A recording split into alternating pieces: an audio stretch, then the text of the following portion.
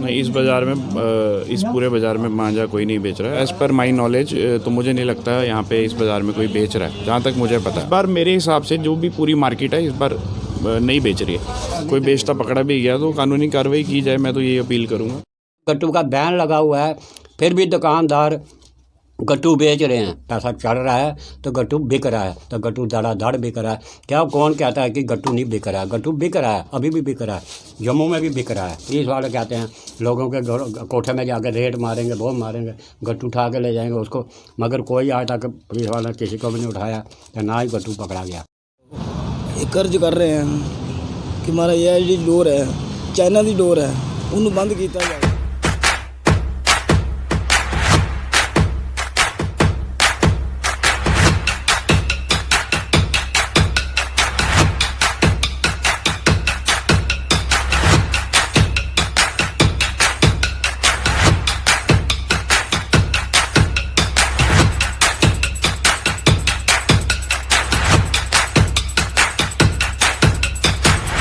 जमा टोकरी, मैं अक्षय सागर और आप देख रहे हैं रफ्तार जम्मू।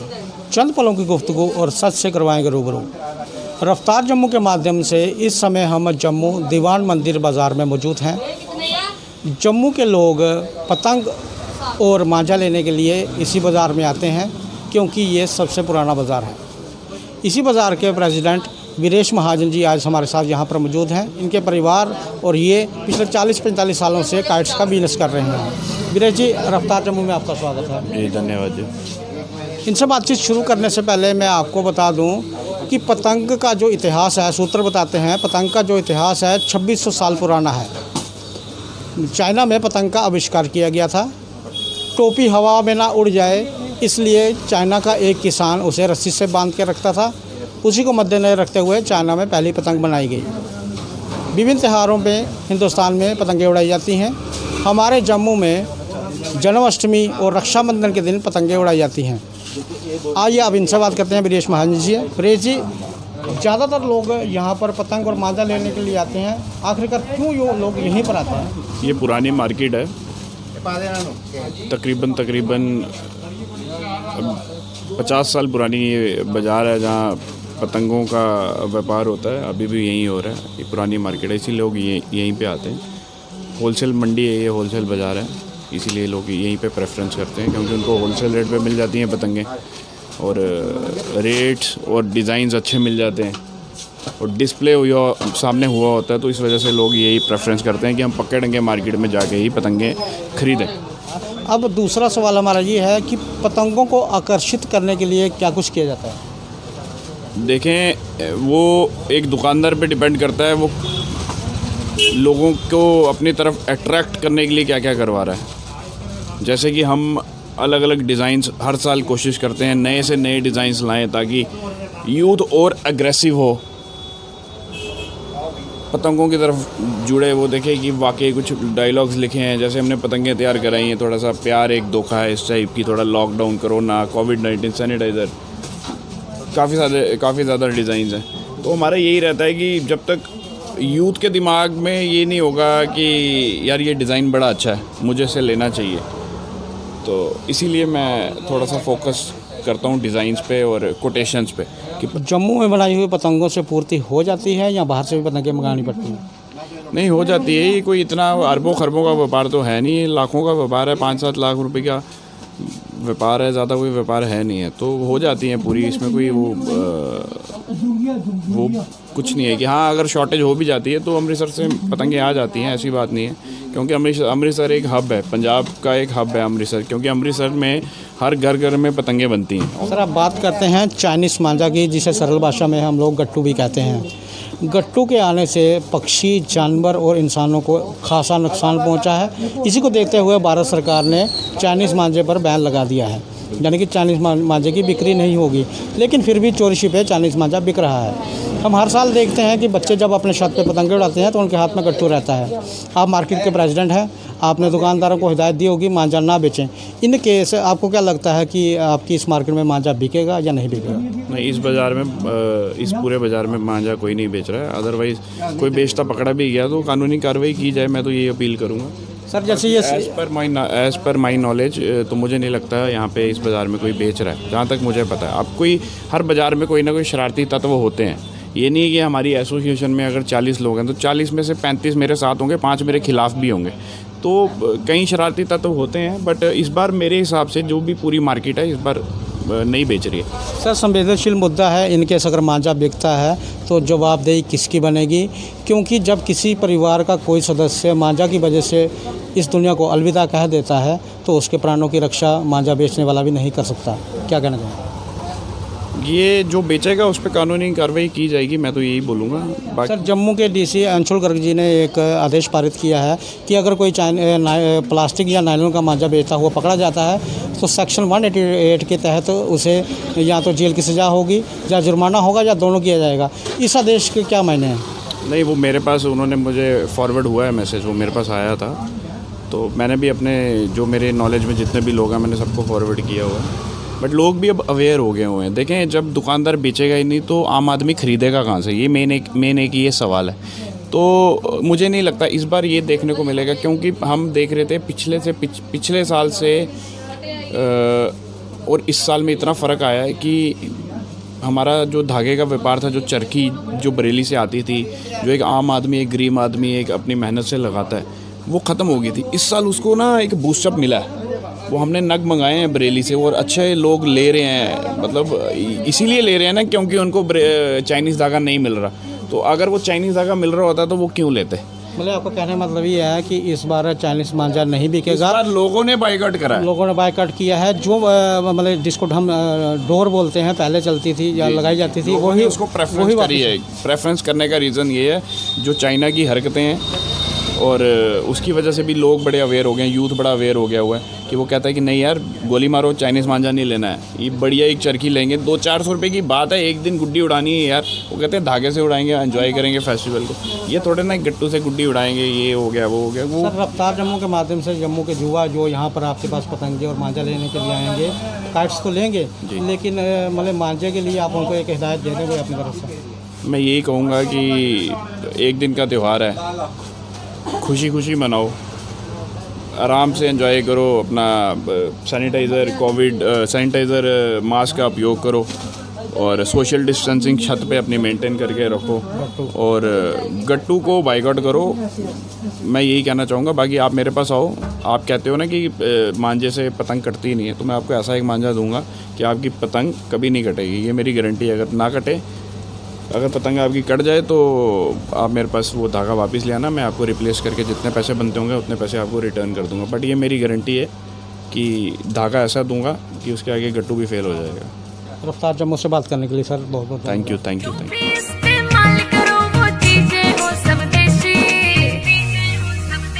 बन जाओ देसी देसी, अपना हो सब सब देसी, बन जाओ देसी देसी, अपना हो सब सब देसी, बन जाओ देसी देसी, अपना हो सब सब देसी, बन जाओ देसी देसी, अपना हो सब सब देसी।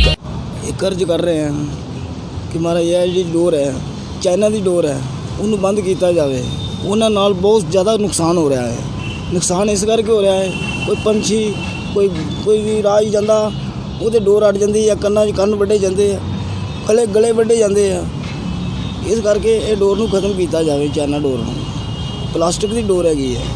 ਸਾਡੇ ਇੰਨੇ ਮਜ਼ਦੂਰ ਅਸੀਂ ਬਹੁਤ ਕੰਮ ਕਰ ਰਹੇ ਸਾਂ, ਇਸ ਲਈ ਅੱਡਾ ਵੀ ਅਸੀਂ ਲਾਉਂਦੇ ਹਾਂ ਪੈਸੇ ਦੇ ਕੇ। ਇਸ ਕਰਕੇ ਵੀ बहुत बंदे यानी कि बेले फिर रहे हैं। इस समय हम आपको जम्मू में उस स्थान पर लेकर आए हैं जहां पर दशकों से पतंगे बनाई जा रही हैं। ये भाई साहब आप देख रहे हैं, यहाँ पर पतंग बना रहे हैं। सर आपका नाम? मेरा नाम है रजिंदर सिंह सलाथिया। रजिंदर सिंह जी, आपने ये काम कहाँ से सीखा और कब से आप ये पतंगे बना रहे हैं? ये जनाब मैंने काम ये तब से सीखा जब मेरी उम्र थी 12-13 साल का था मैं। तो हमारे घर में अमृतसर से आते थे तो वो कमरा लेते थे किराए पे। तो मैं जब स्कूल से आता था घूमता फिरता रहता था, तो मेरी जो नानी थी वो कहती ये फिरता रहता है, इसको अपने पास बिठाओ। कहता ठीक है। तो उन्होंने मेरे को तीर लगाना सिखाया, गुड्डी काट के दे देते थे तो तीर लगाना सिखाया। तीर लगाते लगाते फिर उन्होंने ऊपर वाली कमान लगाना सिखाई मेरे को। तो फिर मैं पतंग बनाने शुरू कर दी। मेरी 52 साल की उम्र है, तो मैं पतंगे ही बना रहा हूँ। ये जम्मू की जो पतंग है ये अपने हाथ की बनी होती है, ठीक है। इसमें अगर हम ये पतंग 100 बनाएंगे तो 100 की 100 ही साफ़ सुथरी निकलेगी। कोई अगर हमारे पास ग्राहक आता है, वो पतंग लेता है ये हमसे। अभी आप इसको गम लगा रहे हैं, मतलब किस लिए? ये लेवी लगाते हैं इसको, अच्छा लगा रहे हैं। ये हम इसको अंदर फोल्ड कर रहे हैं। ये इसमें मच्छी बन रही है, अच्छा ठीक है। ये हमारा जो है, अगर ग्राहक हमारे पास आता है, कहता है ये मच्छी चाहिए 100 पीस चाहिए, तो ये हमारे पास 100 की 100 ही आएगी और एक पीस भी फटा नहीं होगा, क्योंकि इसकी कमान हम देख के लगाते हैं, तीर इसको देख के लगाते हैं, चेपी इसकी आगे पीछे नहीं होगी। जो पंजाब से माल आता है वो 4 हाथ में एक गुड्डी 4 आदमियों के हाथ फिरती है। छोटे छोटे बच्चे तीर लगा रहे हैं, कोई कमान चढ़ा रहा है, कोई धागा बढ़ रहा है, कोई चपाई कर रहा है। उनकी ना चपाई सफाई आती है। यह देखो ये ब्रीक चपाई आ रही है, उनकी यहाँ तक फोल्ड आती है।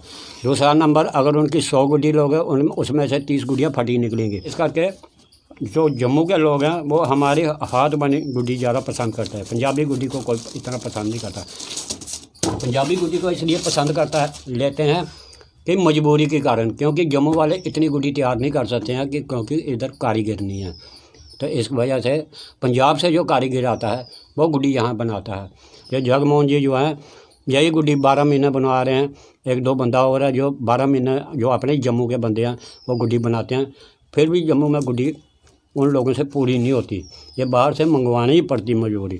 सर, अब बात करेंगे चाइनीज़ मांझा, जिसे गट्टू भी कहते हैं, देखो जी, कि कहने का तात्पर्य ये है कि पहले धागे वाली डोर चलती थी, लोग घर में डोरें लगाते थे या बाहर परेड में या और स्थानों पर डोरें लगती थी। लेकिन जब से ये चाइनीज़ मांझा आया है, आप एक चीज़ बताएं, ये चाइनीज़ मांझा क्या फ़ायदेमंद है या नुकसानदायक है? गट्टू जो आया है, गट्टू की वजह से जो डोरे लगाते हैं कारीगर, जो जम्मू में चहल पहल होती थी, वो सब ख़त्म हो गई। और वो बेचारे बहुत रोजी रोटी के लिए अब तरसते हैं। पंजाब में उनको दिहाड़ी नहीं मिलती, जम्मू में अच्छे खासे पैसे कमा के एक दुकानदार से भी 50-50 हज़ार रुपये वो कमा के सीजन का ले जाते थे, तो अच्छी खासी कमाई। अब वो बेचारे भूखे मरने के टाइम आ गए। क्या राजे मंडी, क्या इधर परेड, गांधीनगर, हर जगह डोरा लगती थी। गट्टू ये है किसी के लिए फ़ायदेमंद नहीं है, पक्षियों के लिए भी नहीं है, पक्षी भी इससे मरे जा रहे हैं। जो इंसान है, गाड़ी मोटरसाइकिल वाले, पैदल चलने वाले, स्कूटर वालों के लिए तो बिल्कुल जान का ख़तरा है, क्योंकि जो हमारी अपनी डोर थी पिनने वाली, ये गले में फंस भी जाए आदमी फटाफट तोड़ लेता था। ये तोड़ने का मौका नहीं देती, जैसे छुरी किसी ने तलवार मार दी, गर्दन ही काट गई, नाड़ काट गई। ये ऐसी डोर है, यहाँ जैसे गले में फंसी नहीं, ये ऐसे ही चीरे की मुंडी उतार के नीचे फेंक देगी। गट्टू का बैन लगा हुआ है, फिर भी दुकानदार गट्टू बेच रहे हैं। किस वजह से बेच रहे हैं, अब ये आप कोड वर्ड में मैं आपको बताता हूँ, शो के नहीं बताऊँगा। ये आगे जैसे आप बड़े अफसर हो, अफसर के आगे अफसर है, ऐसे चलता सीन, उसको दिया उसको दिया उसको, इस हिसाब से भी ये पैसा चढ़ रहा है, तो गट्टू बिक रहा है। जो छोटे दुकानदार हैं बस उन्हीं की तलाशियाँ आगे पीछे हो रही हैं, बाकी बड़े के जो है पैसे वाले, उनकी तलाशियाँ नहीं कोई लेता, तो गट्टू धड़ाधड़ बिक रहा है। क्या कौन कहता है कि गट्टू नहीं बिक रहा है? गट्टू बिक रहा है, अभी भी बिक रहा है। तो जो छोटे दुकानदार हैं वो नहीं बेच सकते, उनको वो एक भी मिल गया, या कोई लौंडा लेकर जा रहा होगा, लड़का लेकर जा रहा गट्टू, उसको पकड़ लेंगे, कहाँ से लाया गट्टू, खुला से लाया, बस एक गट्टू मिल गया नहीं तो और दुकानदार का जुर्माना, सज़ा भी है, नहीं भरेगा तो उसको जेल भेज देंगे। इस करके छोटा दुकानदार डर के मारे गट्टू नहीं भेज रहा है। और जो बड़े बड़े हैं, जिनकी अपनी दुकानें हैं, बड़े बड़ा माल लाखों के हिसाब से, तादाद के हिसाब से बेच रहे हैं, वो गट्टू बेच रहे हैं। जम्मू में भी बिक रहा है। पुलिस वाले कहते हैं लोगों के कोठे में जाकर रेड मारेंगे, वो मारेंगे, गट्टू उठा के ले जाएंगे उसको, मगर कोई आज तक पुलिस वाला किसी को भी नहीं उठाया, तो ना ही गट्टू पकड़ा गया। हम यहाँ पर आए हैं, डोगरा आर्ट आपको दिखाया कि ये हमारे जम्मू के डोगरा हैं, ये यहाँ पर काइट मिला रहे हैं और रियल डुग्गर काइट्स इन्हें कहा जाता है।